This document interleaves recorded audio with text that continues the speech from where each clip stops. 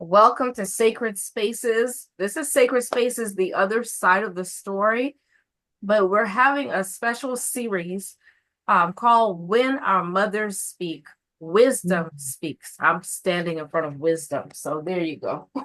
Wisdom speaks. And I invited Mama Iya Sawu to come and share her wisdom. I actually met her one day on the bus. I think I don't remember. I was going towards Langley Park, and she Mhm. was sitting directly across from me in a beautiful, I think it was a white outfit. And then she I had see. something around her neck that looked to me like a medicine bag. And Yeah. so I just asked her, I said, are you a healer? And Mm. this beautiful smile, she was like, we recognized each other, and she just embraced me.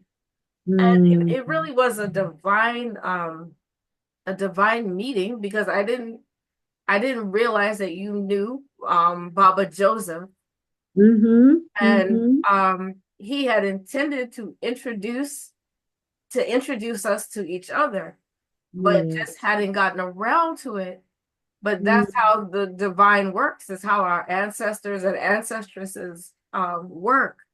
Those of us who are guardians, True. um, whether we are on our assignment and recognize what we need to do or whatever, they're going to make sure that we connect. And Right. so I don't want to take a lot of time because I I asked her, she was so gracious to just come and share. And I was talking about the children and the condition that we see our children in. And and I know that you've been a teacher, but right Yeah. before this, I said, this is when our mothers speak. So Mhm. I don't want to set the agenda. It's whatever is on your heart to share with us. And you were talking to me about sound and words. And so I had to stop and just turn on the record button so I wouldn't miss anything. So we didn't get too far into the conversation, but welcome to the Sacred Spaces movement, because it's a movement of restoration and Yeah. healing for people of African descent wherever we are found in the world. So welcome. Ashe, Ashe. I give so much thanks to all of who we are, and whose we are, and then our destiny. And that's when you get to know it, once you know who you are and whose you are. And so I believe wholeheartedly in that. That was instilled in me from the time I was very young. I came from a long line of healers. And yes, I was a very unique teacher. They called us focus teachers back then, which is the same as arts and education teachers. But then I decided, and I had always taken part in the healing process, and that was indigenous to who I am. And so I decided to then go into therapy, and proceed forward in the a non-regimented process of education, because that was more befitting to who I was. And there was a greater understanding or overstanding to partaking in a non-traditional approach to getting my master's and postmasters and into a PhD program, which I had not completed. But I will one day, yes. But I knew that the divine was to be able to bring what I needed to the community to the culture and to the people. And so that is my beginnings. I started off a very young child under the guardianship of my 14 aunts and uncles, which I give thanks to because it was their wisdom that helped to mold and shape me and create a space for me to be who I was destined to be. Yes, yes, indeed. So I loved your topic. I really did. When mothers speak, wisdom speaks. It is truth. However, it is very important for we as mothers, as mumas, as what they say in the Cherokee language as eche, echi, which means mother as well, for us to understand again the tongue, the language. The wisdom that was shared with me spiritually was that there is a chaos going on, a kind of a kind of a kind of a showing and revealing. That is what a lot of the young people are are showing and letting us know through their behavior, through the actions, through the tongue. So I decided that I was going to focus on breaking down the different things that are going on in our culture, in our people, in our youth. By first, and I'm going to take my glasses off because sometimes I can see better, and just share a little bit of what is happening. Um, there is a resistance that we see and experience. But when you break that word resistance down or resistant down, it really means that that it is something that is refusing to be accepted. And so when something is being resistant against what is happening within the body, the spirit, the mind, uh, it speaks through different ways. Some of the ways are through what we see in the behavior. Some of the things are how they dress, and some of the things are in the language that we hear. So again, if we are wise, what we do is we are able to see what the youth are bringing to us. And what they're bringing to us is, again, that breakdown of language, culture, and what I call reasoning, which is dialogue, or the art of communicating with them and listening to them. We don't do that very well. And maybe part of that might be because of our upbringing, to always hush our mouths or not be heard. You do what you are told to do. And the youth are expressing that. It's coming out through the pores by what they do and what they say. And they are not afraid. That's what the resistance really is about. You know, it is resisting against anything that they just really are not feeling. And so, what we do is we don't really take the time to listen to them, see what it is they're feeling, what they're thinking, why they're thinking that. We just analyze behavior and we show it through physical signs. Sometimes we look at them like, you know, that look, they pick that vibration up. They pick it up and they can speak it through what they are feeling. They see it and they can identify, you know, that we're not really into them. And so they create more and more resistance. Yes.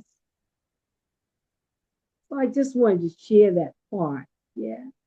It, you know, as you were talking, um, it sounds, you said, you know, they know that we're not really listening to them. Right. And it sounds like a baby screaming for Mm-hmm. attention. Mm-hmm. And even though they may resist, the Yeah. baby may resist the thing that you're seeking to teach them or have them do, Right. they Right. calm down. Yes. They come into alignment with you. Right. Because, you know, when you speak of words like indigenous, the indigenous ways, you're speaking about things that are native, the approaches and the particular functionality is native. And if you are purely going to represent the indigenous ways, you yourself must master it first because they see that it is not genuine, that we are half in and half out. They can pick that vibration up quicker than anyone else can. They have that because of the melanin that they possess. You know, it quickly is able to go into the body and move it quickly to the brain. And they assess and see and know and feel that vibration based on that melanin. And they are so very sharp. If you talk to any of the youth that might be in a lot of trouble in the school district or even in any of the residential treatment program and you pay attention, they are saying that not only are you not listening, but you assume that your knowledge is the knowledge. But we are the X generation, and therefore we are our ancestors. We have this way about us that goes back, and it is encoded in our DNA. It's kind of like that movie Boss Baby. I love that movie because some grandbaby showed me that movie. But it has a lot of truth to it. You know, they're reincarnated. So why would they not have enough for us to listen to? You know, and that's where there's a breakdown. That's where there is that gap that exists. Um, so it's very challenging when you have a mother that constantly tells you to do the right thing, and yet instill what she is modeled is chaos. You know, that I don't know if that makes any sense, It but it I, makes sense. Yes, absolutely. I yeah. I think we don't have enough. I know we have spaces, but we don't have enough spaces Mhm. where people can come as a community. But you do that, but where people can come as a community to heal Yes. through those indigenous ways and to be able to have a sacred space for the Hmm. children to speak and in a Yes. sacred space because the ancestors are there. There's a space for them to know that they're Hmm. heard, Right. right? Right. Yes, indeed. And I also think it's important for rites of passages to be Yes. created, but created knowing that the elders are available to help to kind of navigate the righteous way about doing that. Because just like Kwanzaa, it has become commercialized. And so with that comes, of course, with some things that are not always for the good of what it was really meant to be and to do. Because in those rites of passage um, um, processes, you have a community of elder mothers and a community of other mamas that are involved, and they are able to sometimes use um,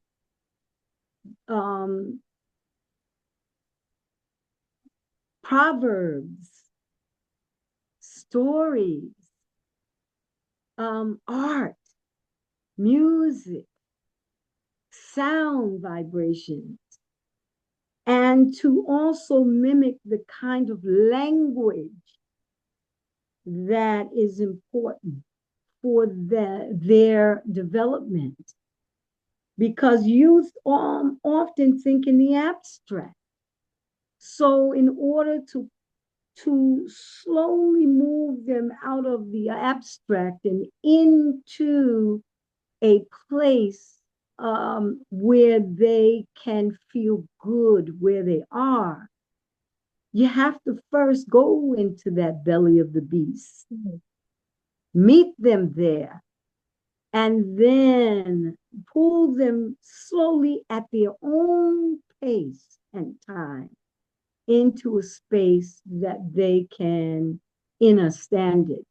And if you hear me use the words understand and overstand, it's because I refused when I was working either as a therapist, a clinician, a teacher, focused teacher of African culture, rites of passage, or indigenous knowing.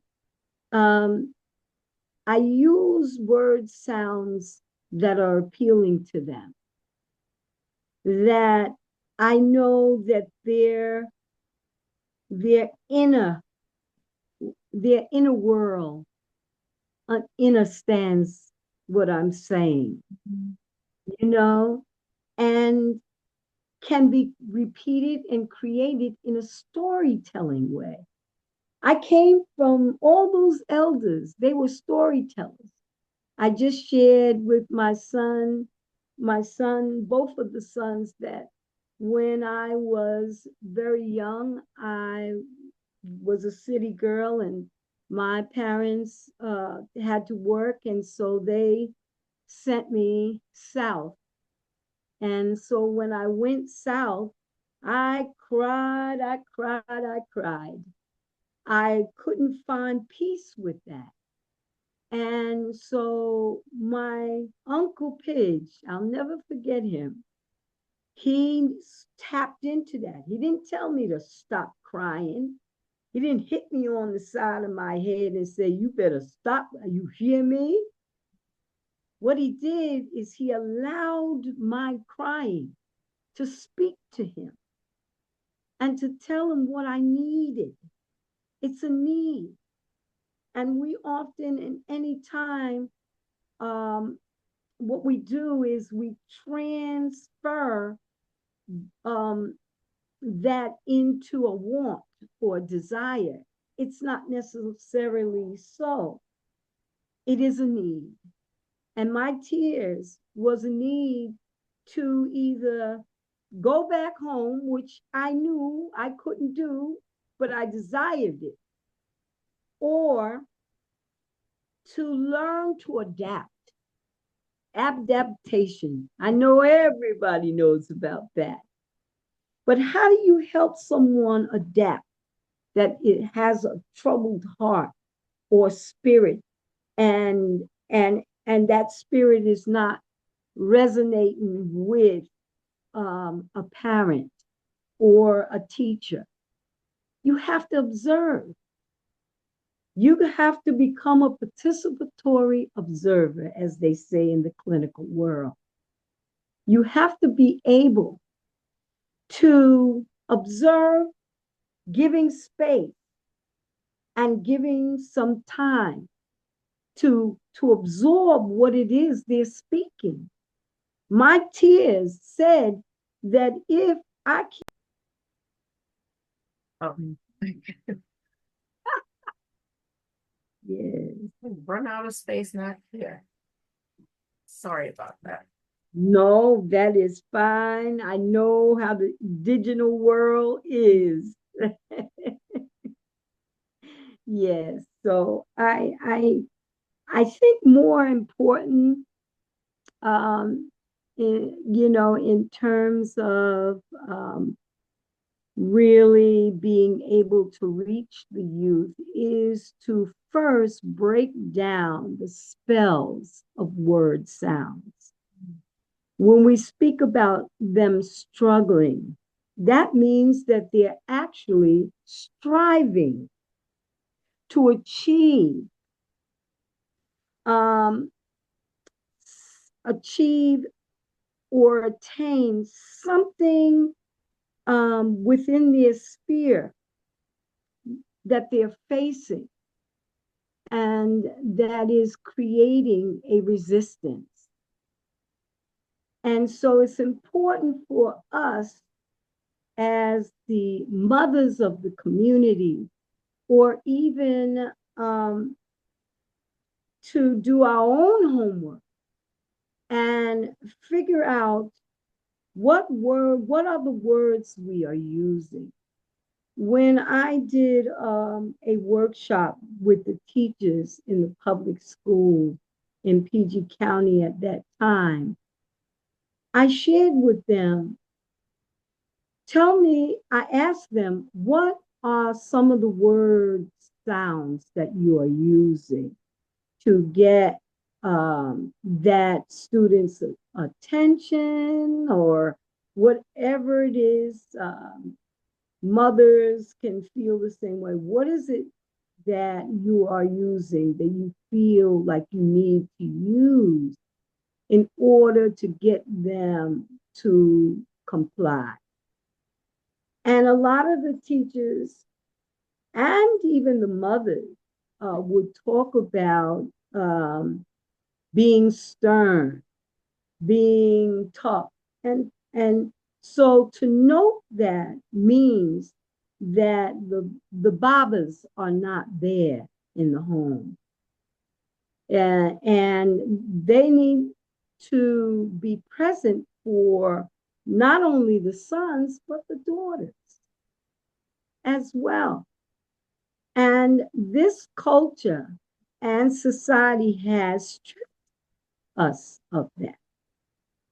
and has put in, as I always call the Ricky Lake, get rid of the heat zero and get your hero thing. Instead of us learning how to work with the Babas or work with a Baba to bring about a different kind of outcome, because that male energy, especially for the males, is coming from the father of the streets because it has masculine energy. And so they turn to the streets as their babas. Mm. And then they turn to gangs as their brothers and sisters. But again, that struggle means that they're striving to achieve something that they do not have, that they do, that they need. Not only desire, but need. And so that's why the rites of passage programs, when they are conducted properly, are beneficial, because they provide not just for the daughters to get the wisdom from generations of mamas, but the babas stepped in and also are an instrumental part of helping the daughters to choose the right decisions about their bodies coming from a male, thought. And that's so key. That's really key. I can only reflect on myself. There's a Baba in the house. It was always that Baba. If the Baba wasn't my king man, it was always a Baba in the community that I knew would watch over my sons and daughter in a way that would make me feel as if I had a community support system in place. But I wasn't funny about it. You see, many of the parents, mother especially, don't touch my child. They come in, and sometimes you wonder who's the child, and that's their pain. That's their past. That is their story that never got resolved. And so it does pass down. It's encoding all of the trauma, all of the things, all of the words, sounds, all those things like that is encoded, and it passed down from the womb into the child. And then the child is born with all that encoding. And so we wonder why. So no matter how much you hit them and pop them and this and that, it's already encoded.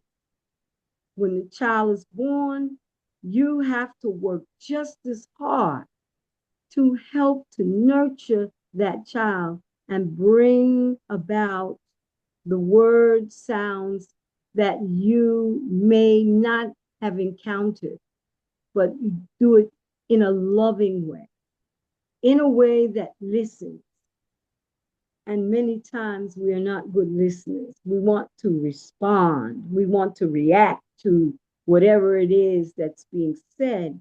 But if we are really working towards anything that would help the younger generation get to a place where they will develop a respect for us, we have to be able to go into that belly of the beast, sit with them, give them a smile, and just listen because they will tell us what they need through their behavior.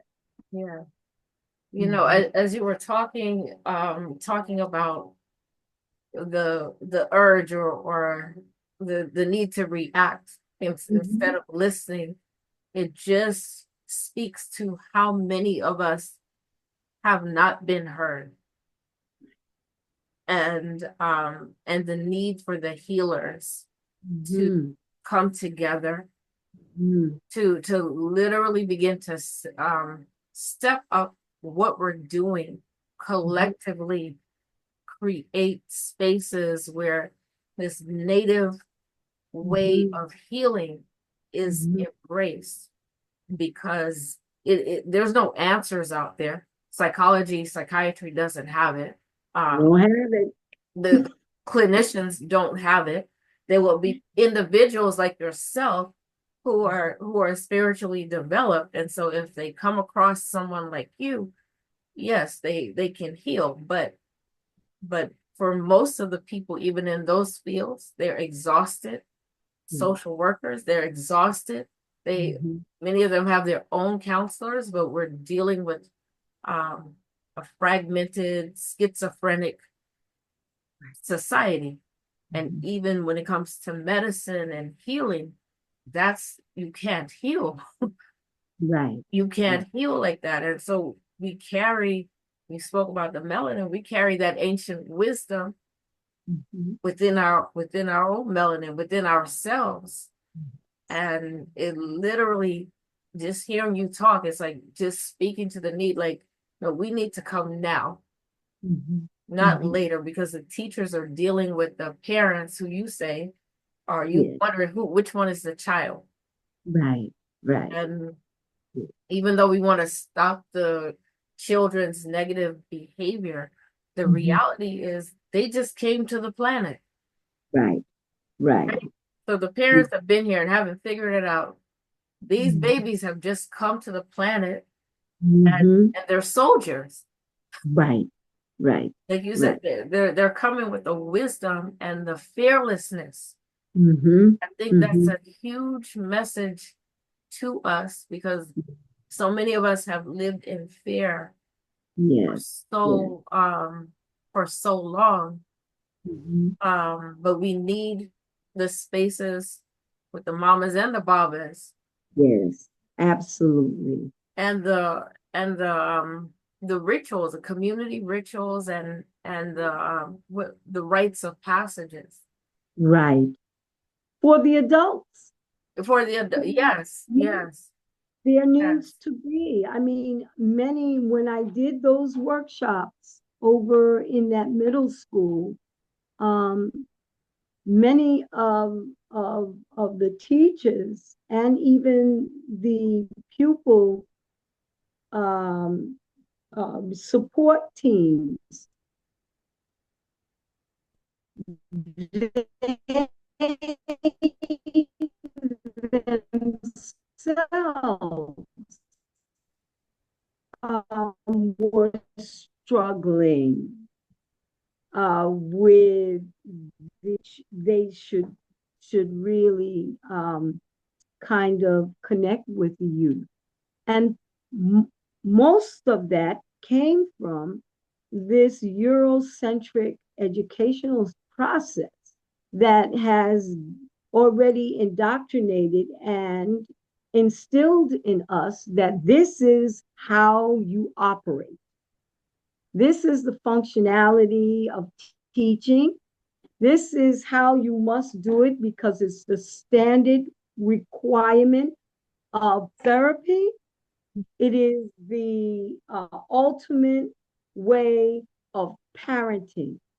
And so we have been removing that which was indigenous to us and adopted even our oppressors' ways of handling our business. yeah, With there's no different than the whip that the masters used to make the enslaved Africans obedient. And we have picked that up. We have picked up the bottle because it hides the truth. So we have picked up drugs and drug addiction that has become our voice in the ways in which we speak, the tones, the pitches, all of those things like that are resonance. And resonance, as people will know in the science world, it because I taught life science, resonance, depending on the power of those pitches and tones, they will create an affect. And that affect can even make such things as a bridge really a rock and break, as we have seen in our time. That's resonance. And so you can imagine what a young person who was already thinking in the abstract, already fighting with realism, is feeling when somebody stares at him in a way that is in that young person's mind as evil. And that goes to show what how important it is to understand the different types of wisdom, because there are different types of wisdom. There is the human wisdom, where you obtain it through books and that kind of knowledge. And then there's the demonic one, where you have the wisdom to do chaos or create chaos, which is necessary. Sometimes it is. And that's important to understand. But then you have godly wisdom that comes from the divine and connecting with the earth. And that is the difference. Because young people say, well, you got wisdom, but I hear out of your mouth demonic word sounds that create this resonance, this wave that pisses me off. You see, they know the difference. You better believe they know the difference. And if we can implement and fight to put some type of something in place, a rites of passage, uh, professional development, whatever you want to call it, in place for the adults, and Yeah. have a wraparound system where the elders help the adults, help the teachers, help the social workers to get hold of the fact that they are our future. They can show us what we see in the mirror that we don't want to see. It's simple. It's simple. No, no, go ahead. Go ahead. No, I just was going to say, you don't, I learned the hard way that you didn't have to, that I didn't have to go for a PhD to have someone else to indoctrinate their particular theory and way of operating in a healing capacity. All I had to do was draw from that 4-year-old child that was sitting right by the waters under the boardwalk between the American waters and the Canadian waters.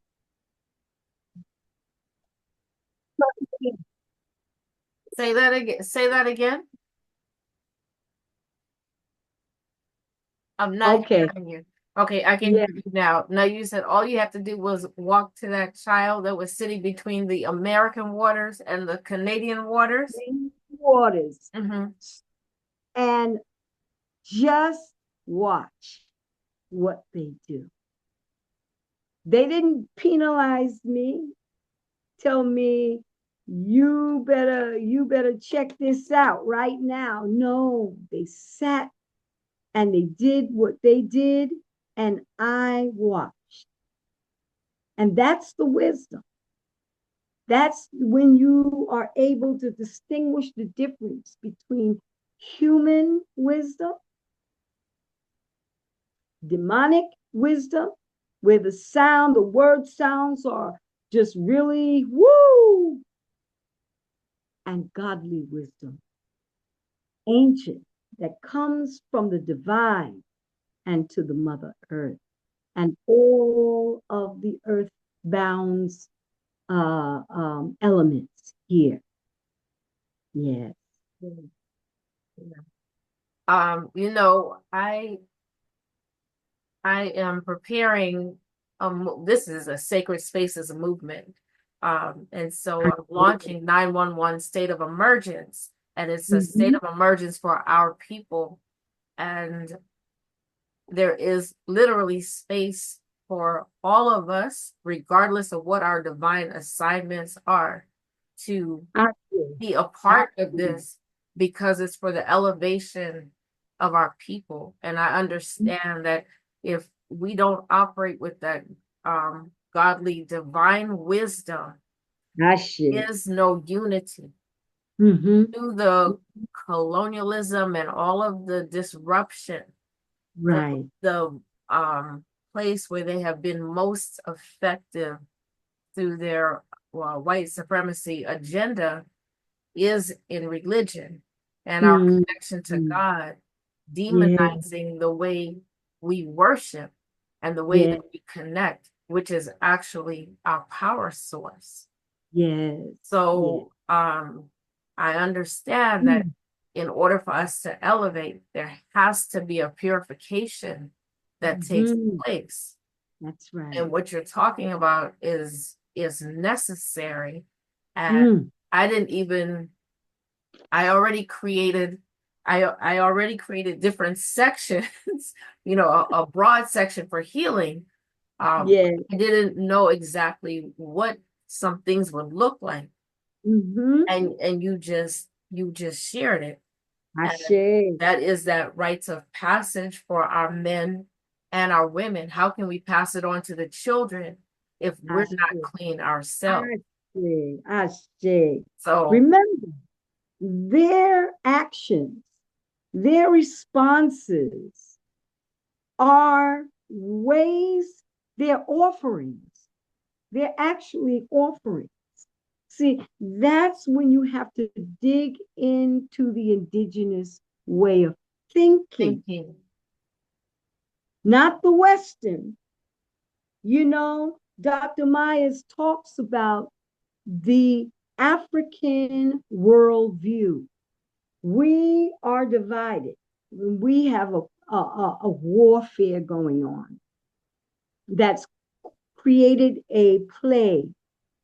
We have the suboptimal side of we that operates on what we have been conditioned to, what we have been trained, the words, sounds we've used that come from those who have oppressed us. And that is how that is what has been placed in these colleges, universities. So we got to get in those community colleges, in those cultural programs and offerings, and offer this kind of service to those who are willing to yes, accept it. You see, you yes, got to be willing to. Then she talks about the optimal world. That is our indigenous or our automatic way. We are supposed to be optimal. That is who we are. That's our worldview. That's the African. That's the indigenous. That's the part of us that intuitively recognizes certain things. We can even see it as them when you see them all fired up and screaming and things like that. They got to be able to get that out. Oh, yes, yes. And if you can't, if you take a child that has been native to learning outside in the environment and that learns more about the environment and about everything science, nature, a language, being able to commune with the trees, things like that. And you box them into an institution. Chaos, chaos, chaos. That is not their optimal worldview. That is not native to them. And it definitely is not an offering of any kind um, of, of, of easy transition into adulthood, especially if you have a mother that is working, father that's working, and that job is, this society has made that demand working a a a very demanding environment. If they don't come into work, even if a child has a cough or a cold, you see, I was a rebel. I was born that way. I worked in the schools where my children went. I sat down and listened to them. I always tell Dr. Yu, Bobo Earl, and Nia that they were my first science. They were my first teachers. I watched them. I became the participatory observer, as I spoke about earlier. And we have gotten away from it. You know, that is the way we learn how to commune with them, what they're really speaking when they kick or throw something down. What is that? What really is that? What purely is that? What authentically is that? What indigenously is that? Which again, indigenous means nature. What is the nature? What is the science behind what they do? That's the wisdom. Yeah. Thank you.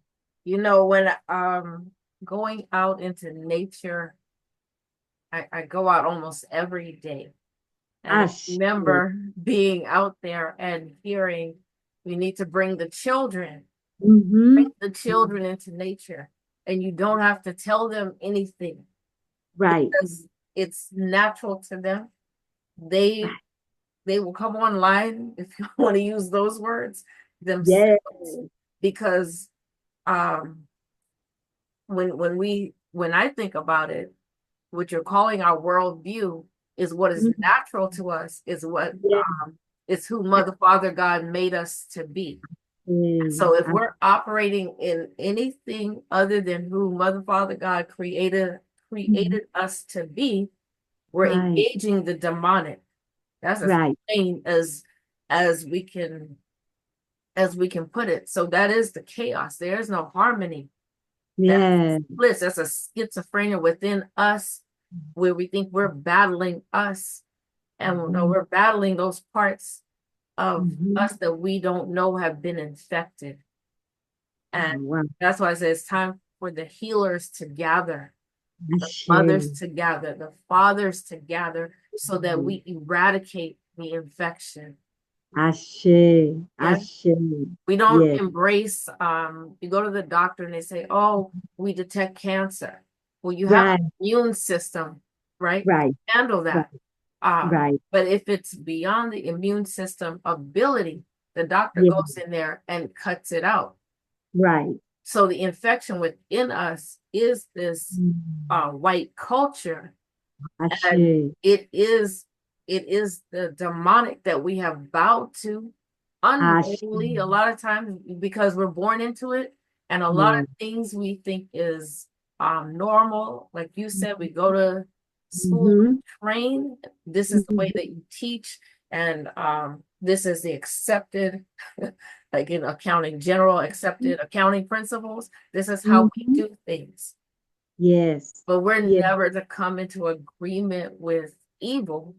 And Mm-hmm. when we know Mm-hmm. better, that's when we can act differently, Right. right? Make So better solutions for our people, our yes. indigenous culture and people and way, worldview. Hmm. We can lean towards the optimal. We and not so much the suboptimal, It's which is suboptimal. I call it just evil because that's that's what it right. is. It, With it's a going difference. against our nature, and they've made us feel very Mhm. badly about our nature as if we're evil, but we're Yeah. standing by looking at pure evil that has just spread and is not even trying to hide Yes. anymore. Right. Not even trying to hide. So I know, like the Bible says, I think it says like when the enemy comes in like a flood, right? Mm-hmm. God raises up a standard. We are that standard That's right. because we Uh, don't have to try and figure out how to heal anything. It's no. innate within us. Yes. And when we come together and you share and I share and what I'm hearing and you're hearing, Mhm. it's going to harmonize. Right. Automatically, Mm-hmm. autonomously, it's going to happen. Because if it is something that we are doing that is native or indigenous, then it will find its way. Yes, yes, yes. It's I've seen some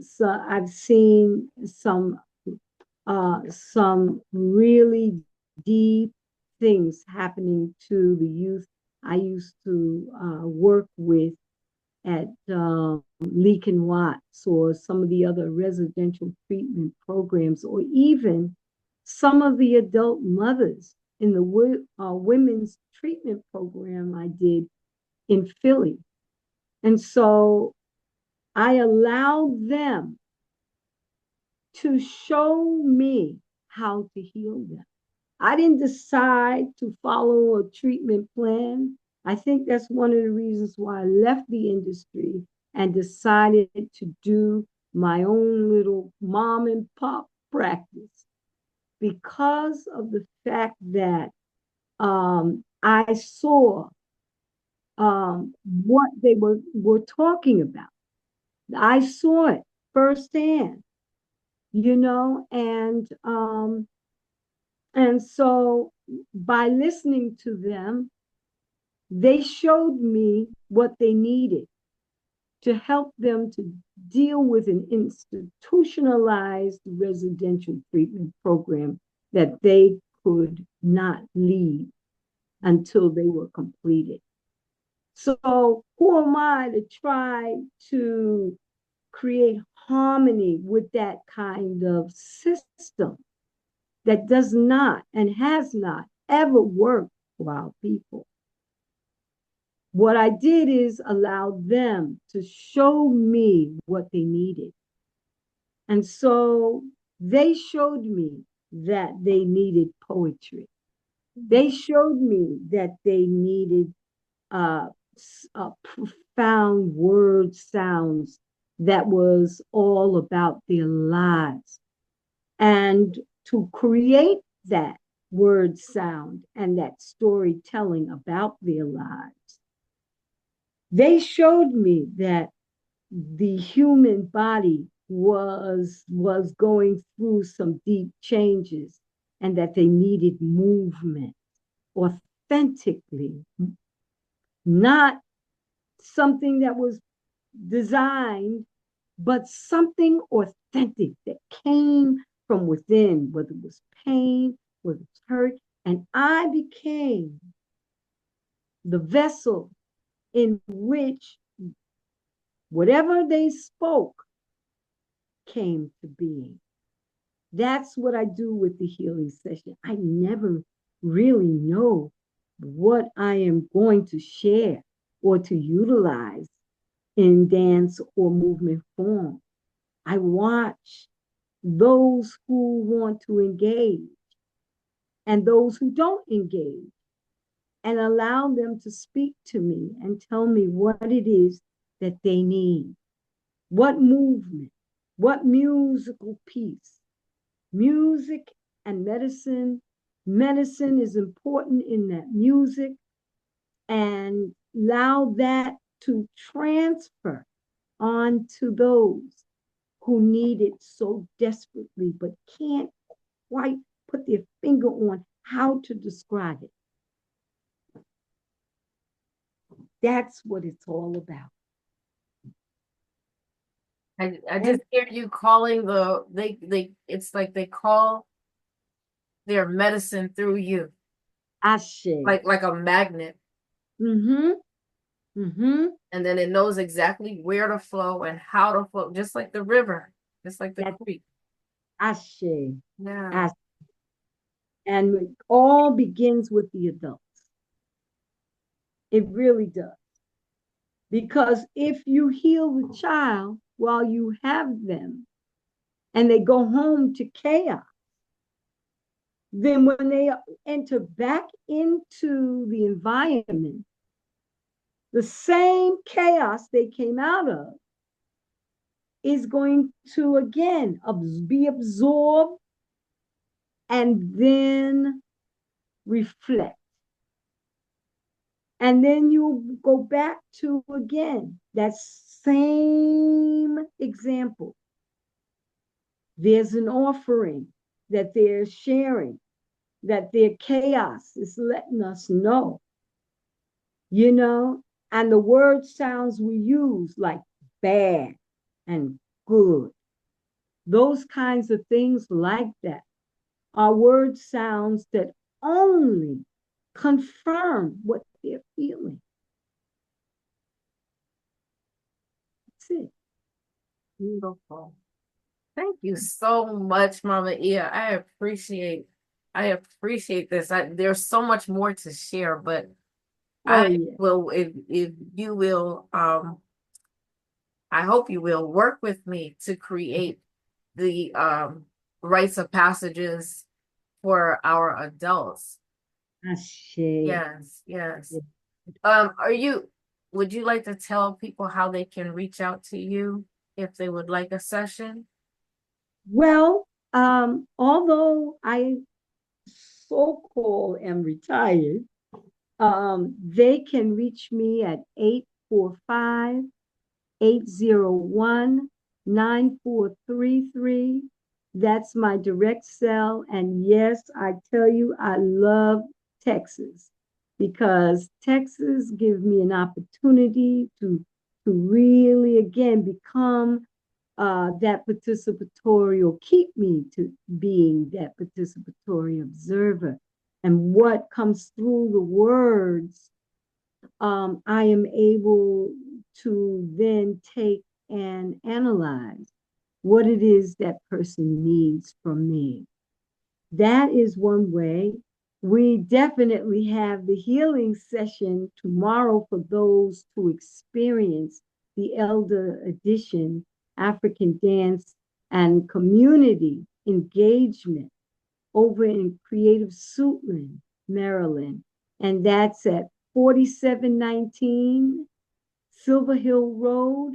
And we do it once a month. So this is the last session of 2024. And is that Saturday or Sunday?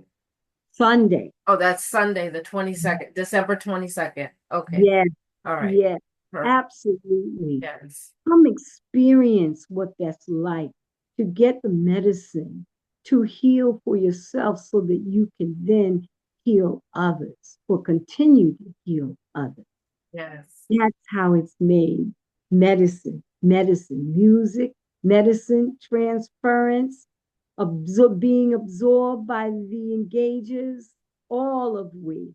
The elders need it. The young, we bridge the gap because the children come out and dance with the elders. We've had 90-year-olds dancing. We've had 85-year-olds dancing, 70s, 60s, 50s, 40s, 30s, you name it. Everybody dances as one, in a oneness. Yes, that's how we do it. We can begin there Yeah. with things like that and what you are doing, which is absolutely divine. Absolutely. Thank you. Thank you so much, Mama. The, Oh, yeah. And the drum workshop, oh, the which drug. Yes. starts with, that one starts at 2 o'clock. Mine start at 3:45. But that drum workshop is so powerful and so necessary. And so Dr. Yu does it. Bobo Earl has a workshop that he does as well. And so I work with Papa Joe to do the healing. He plays that talking drum, and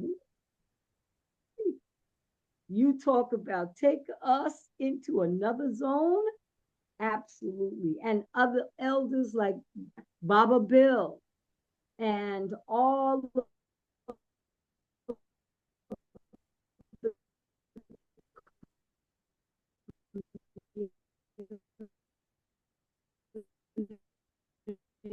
drum day or Sunday, I should say. Ashe. Okay. Thank you. Thank you. Let me stop the recording.